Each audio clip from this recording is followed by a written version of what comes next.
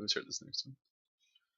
How's it going, everybody? It's the Keymaster today, bringing y'all another episode of Hanging with the Breath with Mr. Bigro 206. What's going on, out. Because that's what we do. That's what we do. Hang out. That's what we do. We just hang. That's all we do. Talk about video games 24/7. That's all we do. Pretty much. That is our life, dude. Pretty close. I mean, pretty close. Working video games. There you go. I mean, that's.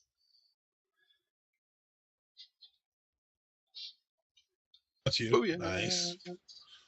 Anyways, very nice. Very nice. A little distracted there, you guys. So today we are talking about annualized sequels.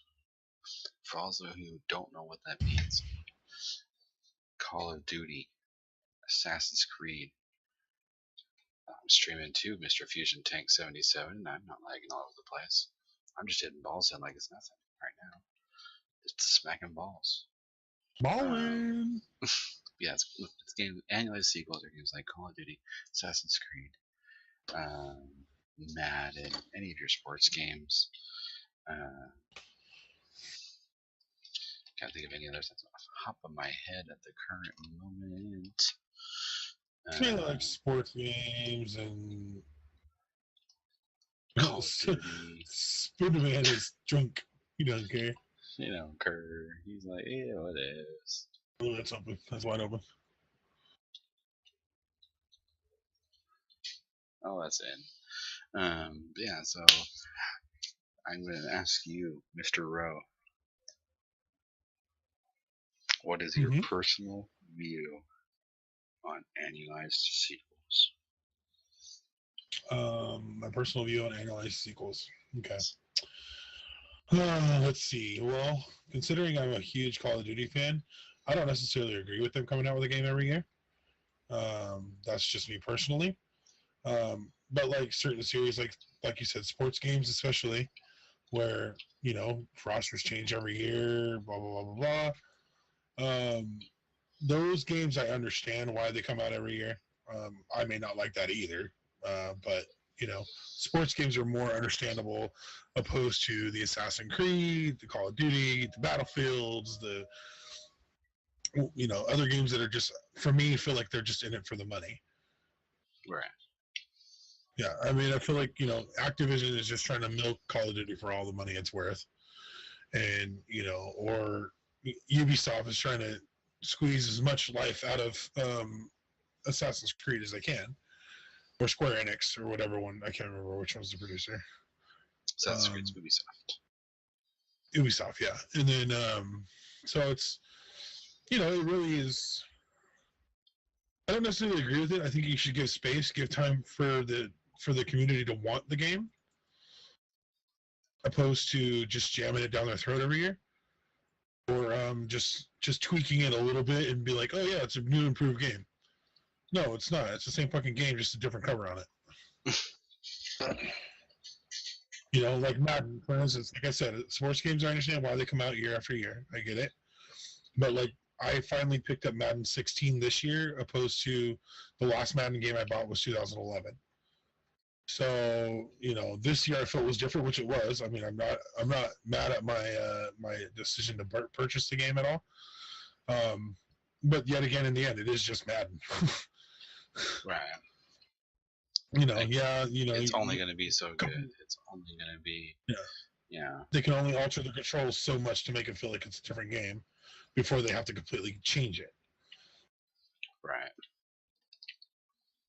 For people who don't know, Call of Duty started off as a campaign game. It was not a multiplayer game. The Big Red 1. I remember playing that game. The World War II or whatever it was of Call of Duty, and then you finally get Modern Warfare, and then they start introducing multiplayer to it, and now it's just basically they put it out every year so that it has a multiplayer, so they can put different maps and different guns on the multiplayer servers. That's basically what it is, So I agree. That's where I stand on it. I mean, I don't like yearly releases for the same title, except for sports games, like I said. But I buy the CODs every year. I've bought them every year for a decade now. So, it's just jamming it, trying to squeeze as much money out of the consumer as possible and just tamping it down their throat, year after year. Yeah. Oh, it's a pop up, pop up, pop up. Oh crap. Okay, I got there. I got the mid-100. What about you? How do you feel about it? Okay. So, yet again, I have very strong feelings on it.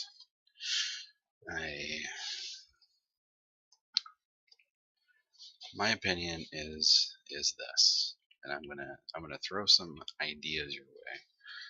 And for some reason, I know this won't happen, but I'm gonna hope it happens. And that is, oh no, that was a long time. First goal. So sports games. How many years do you think it takes before there's like a drastic change in a sports game? Drastic change as in like mechanically, or like what do you mean? Before like you feel like it's a different game. I'd say every third year or so. Every 3 years. Okay. I mean, So, give or take, really, because let me put this in perspective for you. So, like, Madden 2000 and was it 2000? I want to say 2006 or 2007, or maybe even before that, 2005, 2006. They introduced truck sticking for the running backs. Oh, that was like, which was a whole. I want to say. Yeah, the whole new mechanic. You can use the thumbstick to help your running back run through the defenders. Right. Which had never, before that, all you had was spin or stiff arm or leap or whatever. Mm-hmm. So it was another mechanic to get your running back more yardage. Well, and then I want to say the next biggest change after that was they started implementing precision passing, I want to say in 2008. Mm-hmm. 2009, where you could bullet pass or lob, or you can start leading your receivers more. And then after that, I don't even know, because I stopped playing it after 2011. So now they have cornerbacks and passer things on 2016. Their major change is more geared towards your cornerbacks playing against your wide receivers, or you can do more as far as not just hitting Y or triangle to intercept. You can actually press a different button to do a different action. It's not just a one button action anymore. You can use all your buttons to really customize how you play against the offense. Right. So, which I think it's pretty cool. Nice shot, dude. That was going in. Booyah. Blow me up and I still score. So it's, I would say roughly every 3 to 4, 3 years or so, 3 to 4 years. I'll throw this out there. Since we're in the advent of the I can update anytime, we can update your game anytime, we can add new content on a whim. Mm-hmm. Even though nobody does, but potentially you could. EA does. EA is constantly downloading. Right. So, what if they were to add? Oh, okay, that works for me. What if they were to come out with like one game every 5 years? It's a little more expensive. You're talking like, actually, you know what? No, it's the same price. The initial game itself is the same price. Or my boost.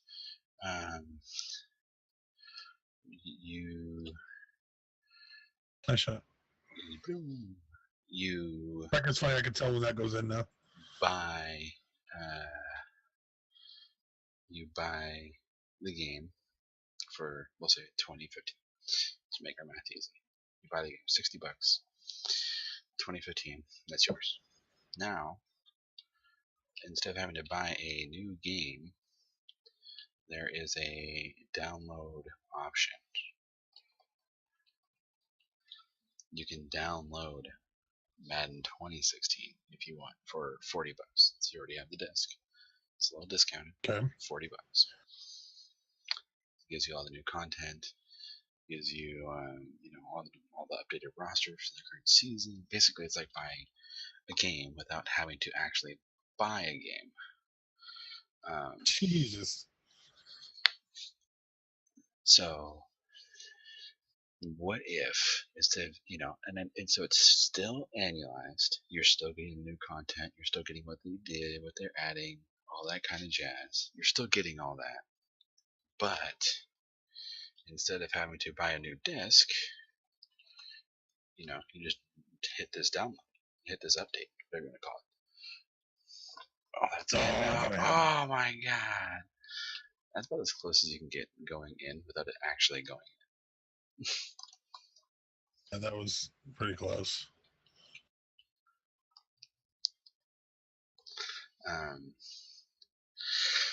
And so, what do you think about that? Would you buy that? See, that's where I'm like in limbo on sports games. Is that I've been so in and out on sports games over the last, let's say, 10 years that I used to buy the NBA every year. I used to buy 16 ping? Does he work for the people who made this game? Yeah, work for them? Good God. Yeah, work for them?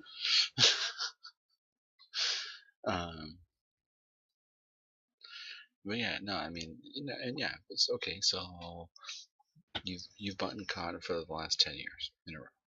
Yeah, I've bought every COD for the last 10 years, I should say. So what if they were able to do a similar type thing? It's for Sasquatch again. What if you were able to do a similar thing, but for Call of Duty? Same too.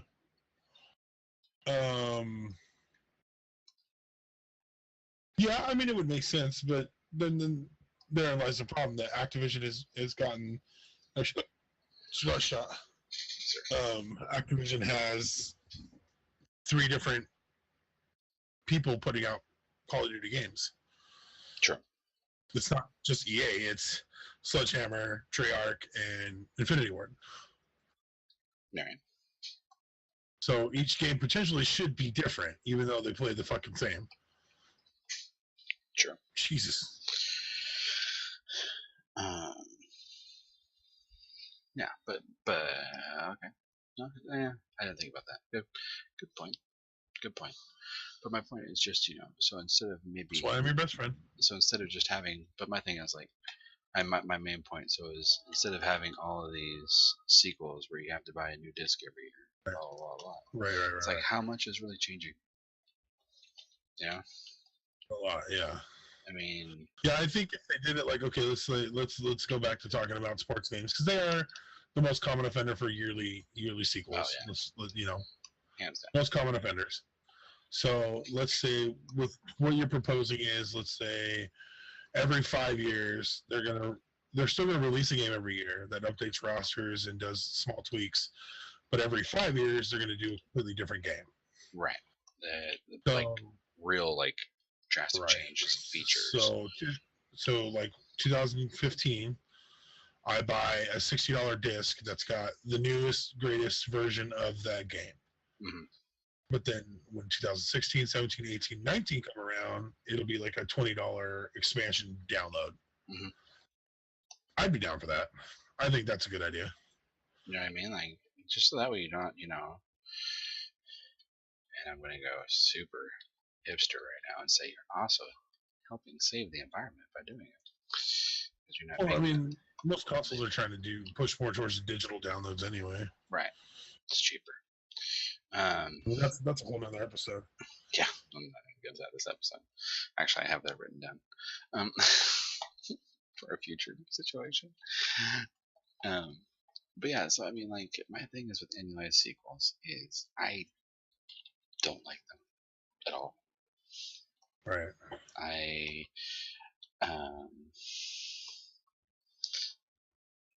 like Call of Duty games. I don't even like the fact that they're annualized. I think you could probably go. You could go, in my opinion. I feel like now, granted, some of the Call of Duty games the past years have not been the best. So I say this now, but if you had asked me when Ghost was out, if I had the same opinion, I probably wouldn't say no. Well, you had that. I thought I had it. But I think that like Call of Duty, for example, it should come out every 2 years. Yeah, and see, that's kind of what I was going to ask you about. Is that for games such as Call of Duty, where it has, yes, it's Activision as the title, but as the production or whoever, however you want to say it, but the dev team, they have 3 different dev teams. Mm-hmm. Yeah. How would that work? You know, because studios. the royalties go to different people every year. You know what I mean? But they don't, because while yes, they are 3 different dev teams, they all work for Activision. Like Activision, it's kind of like what's the it's kind of like franchises, I guess would be the best way to put it. Right. So like Treyarch is a franchise of Activision. Treyarch is that's what I want to say. Okay, so Treyarch is like a franchise of Activision. Who's one of the other guys? Sledgehammer is a franchise of Activision. The boost. Yeah, and just. All right, I read that for you. My bad. Oh no, I was like, honestly, don't swear. That's all I'm worried about right now. I was just trying to keep it on the on this side of the field. Shit. Get out of here.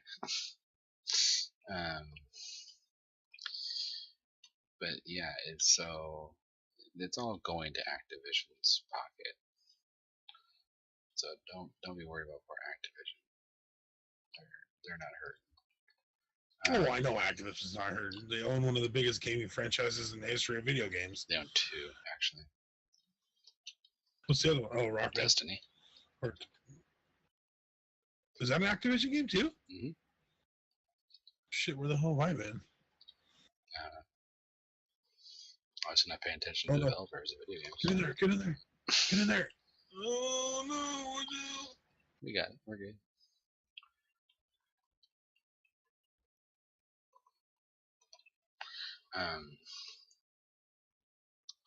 Let me look it up. Gotta play one more. Gotta play. Huh? Yeah, we have to. Let me look it up real quick. Destiny. I'm gonna go back out to the lobby real quick for a second. Destiny. So we'll have to go to the Destiny Wikipedia page, please. Destiny Wikipedia page. Yes, publisher, Activision. Mm-hmm. Is Destiny really considered one of the biggest gaming franchises right now? Yeah. I mean, how many other ones are bigger? Halo, Mario Brothers, Final Fantasy. When's the last time there was Super Mario Galaxy? No. I'm not talking about like current franchises. I'm talking about overall. I'm talking about current franchises because that's all Activision cares about. When I say Call of Duty, I mean Call of Duty is up there as one of the biggest franchises, period, in gaming history. Right. No, I mean I agree. I'm not talking about just right now. I'm talking about just over the history of video games. No, and I'd agree with you. But my thing too is so when you're talking like Mario Brothers, that's not annualized. I'm talking about games that are coming out every year. Halo only comes out like once every 5 years. Well, sorry, old Halo used to come out every few years. New Halo, we have yet to see how it's going to work out. Right. Well, actually, I have to think about it. They're working on my 2-year plan. Every 2 years, come out with a new one. It's not a bad deal. But like right now, if you talk about first-person shooter video games, you have Destiny, Call of Duty, Halo, and Battlefield. Those would be the big 4, right? Right.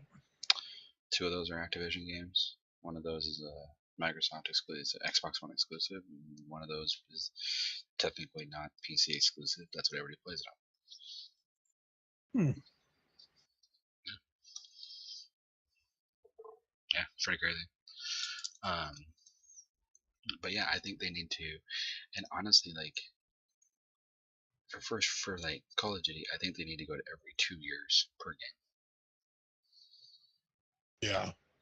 Like, cause like honestly, I could, yeah. now granted, I I could say see that that. now, and games like Ghost, I don't think could carry it for 2 years. Like if you were to have a bad game, you would probably have to change the strategy a little bit. Right. Right. Um, but as far as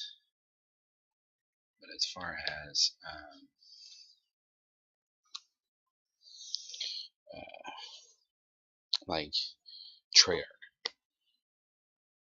how big is the hype right now for Black Ops 3? It's getting pretty big, actually. It's getting pretty ridiculous. So if that game's as good as Black Ops 2, we'll just say as good as Black Ops 2.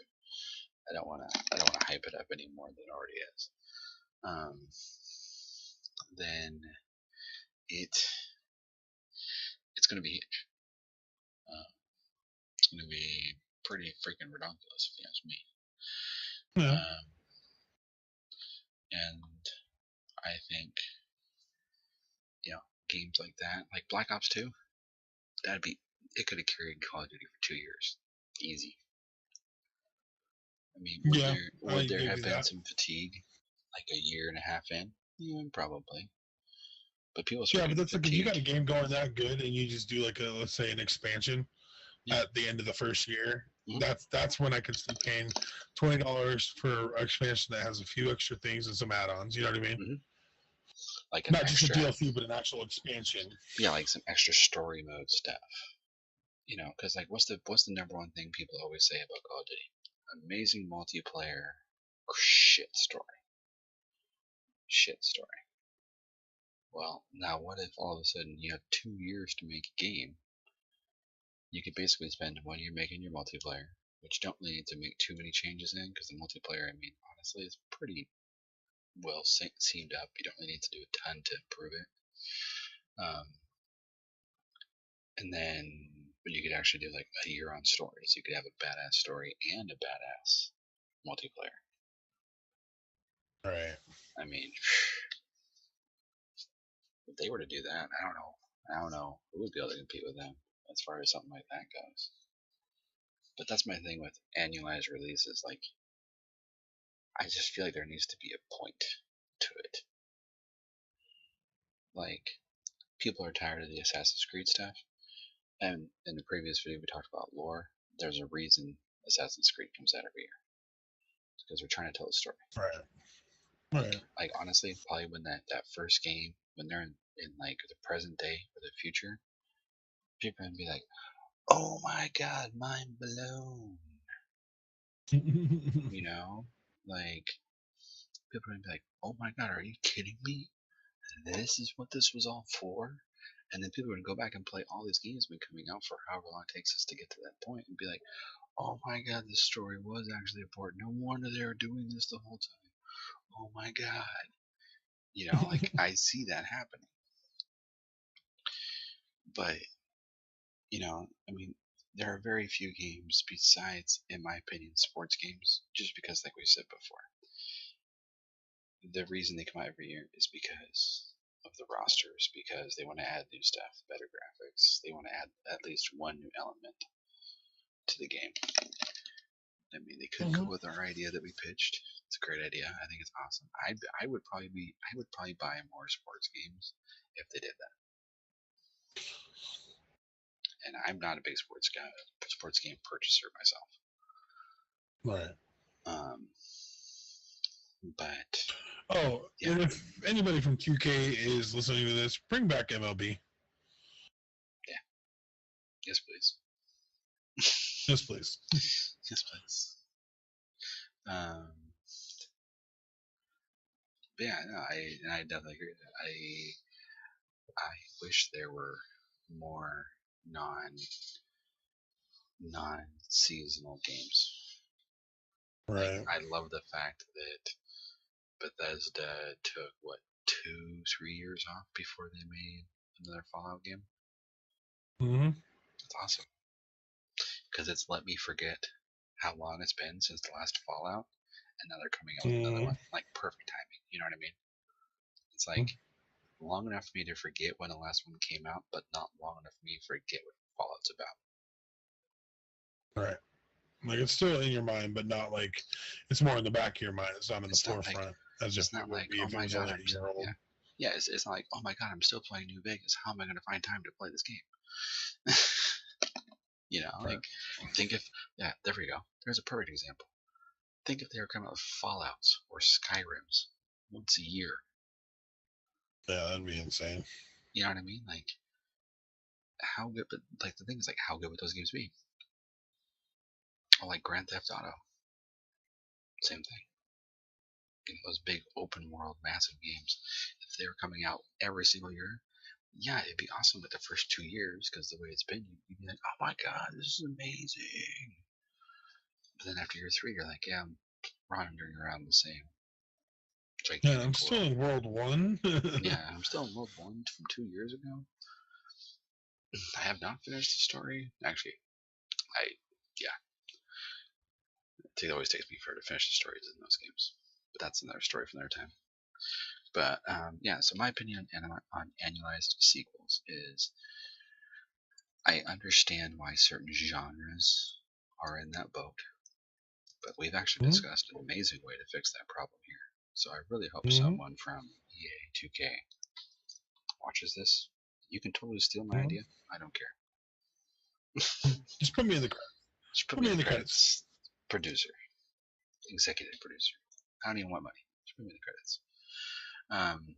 Don't say you don't want it. I'll take a penny off of every game sale. It's a couple pennies. Yeah.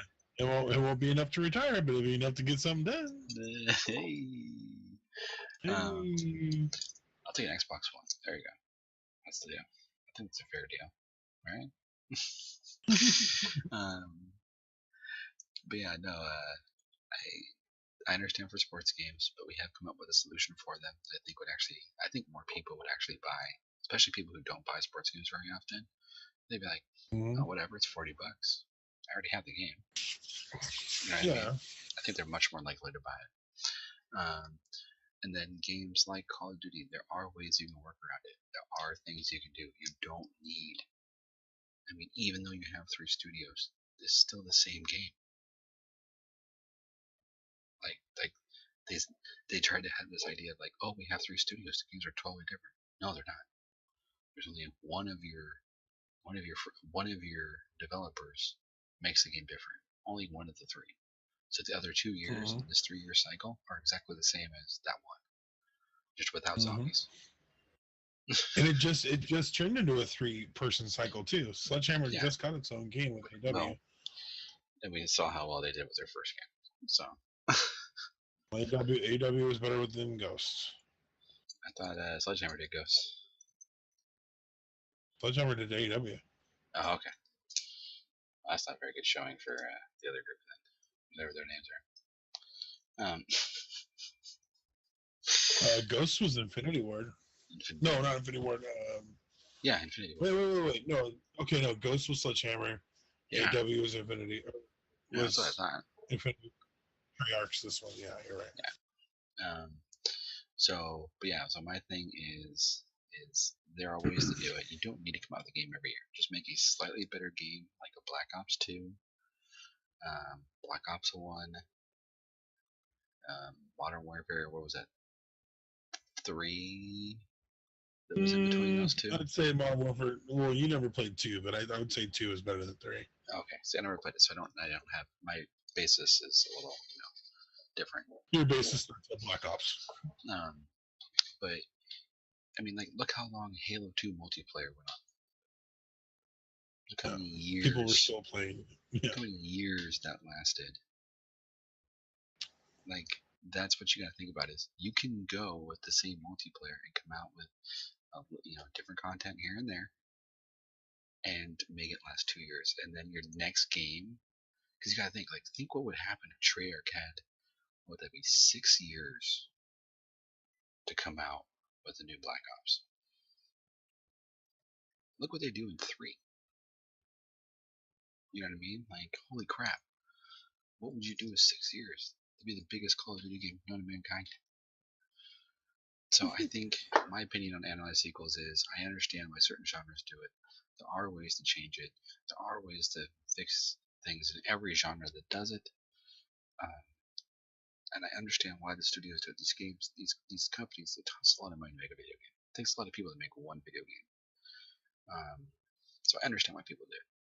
But there are other ways you can still make the same amount of money and come out with a better product. And with how much, Agreed. And it's just people are paying good money. Some people can only afford 2 games a year. What about those poor guys? So I think annualized sequels are okay. I understand why for certain genres, but it still needs to be a decent product. That's my opinion about it. There you go. That's it. Bigro, you got any final words? No, I very much agree. I mean, I think we talked about some pretty good solutions. Not that anybody's ever going to hear them, but that would actually matter. But you never know. Someone could be browsing through and never know.